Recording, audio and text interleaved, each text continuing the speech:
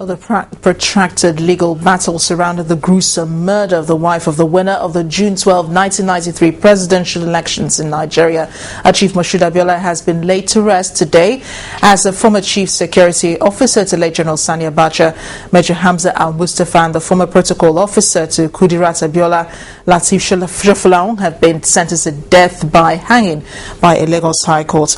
And with this next report, our correspondent Deji Bademosi takes a look at the life and times of Al-Hajja Kudirat Abiola, a woman who stood solidly behind her husband in the struggle for the revalidation of the June 12 presidential elections mandate.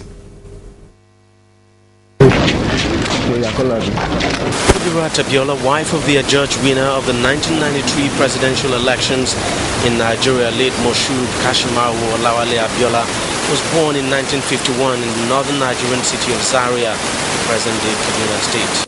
She attended Muslim Girls High School Ijebu-Ode in Ogun State, southwest Nigeria, where she demonstrated the qualities of hard work and diligence, becoming the head prefect in her final year. In 1972, at the age of 21, she got married to Chief Moshood Abiola, a union that eventually produced 7 children. Kudirat was a successful businesswoman who lived an ordinary and private life. In 1993, her husband, Chief Abiola, contested the presidential election that was adjudged the freest and fairest in the nation's history. However, it was annulled by then military ruler General Ibrahim Babangida. The Chief Abiola continued to seek the restoration of his mandate.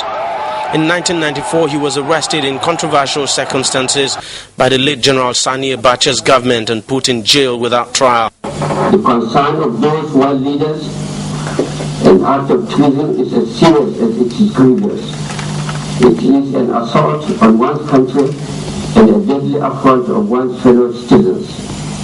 Those who describe Chief Abiola as a political prisoner seek to trivialize the grave offense for which he is charged. Chief M.K. Abiola cannot be in any doubt whatsoever that the election which he claims to have won was an inconclusive exercise which had been declared illegal by a competent court of law. From the time of Chief Abiola's arrest, Kudirat courageously called for her husband's release. Despite constant and vindictive harassment of her family and supporters by the military government's agents, Kudirat Abiola granted interviews on several occasions to the foreign and Nigerian press in which she called for her husband's release. She was later arrested by the Abacha's government on trumped-up charges of making false statements, but the Lagos State High Court acquitted her of those charges. Despite the harassment and intimidation, Kudirat persisted in her outspoken campaign on behalf of her husband. Her participation in the democracy movement inspired new levels of activism in Nigeria. In 1994, she was actively involved in moving and sustaining the oil workers' 12-week strike against the military. On June 4, 1996, a few days to the anniversary of the June 12 commemorative date of the elections, Kudirat, a persistent and courageous critic, was brutally assassinated. She and her driver were shot at a close range by unknown assailants near her home in Ikeja, Lagos State.